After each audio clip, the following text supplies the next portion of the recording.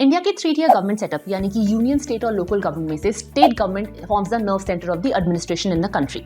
State government is responsible for administering the different policies and programs in their particular domains. Could be education, health, revenue, law and order, all listed in the 7th schedule of our constitution. But कैसे? आइए समझते हैं.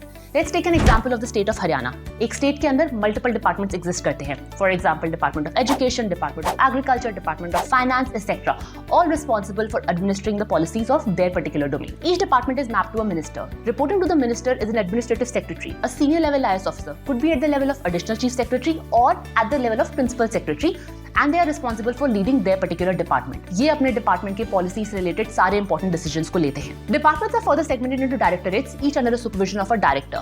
A director could be a mid-career IS officer or a senior state civil service officer who are then responsible for managing operations. For instance, in Haryana, the Department of School Education is further comprising of the Directorate of Elementary Education, the Directorate of Secondary Education, etc. Further, department state की geography को अपने हिसाब से अलग-अलग तरीके से divide करते हैं. For example, Department of Education state को divide करता है district and blocks के अंदर, while the police department divides the states into ranges, commissionerates, districts and circles. Depending on the line department, the officers can be dispersed geographically and can be present up to the village level. All the additional chief secretaries and the principal secretaries report to the chief secretary, who is the senior most bureaucrat in the state. The chief secretary also acts as the ex officio to the state cabinet and hence is called the secretary to the cabinet. ये हुई state की administration की बात. लेकिन यहाँ पर काम कैसे होता है? Decisions are made at the varying levels of administration depending on the subject matter.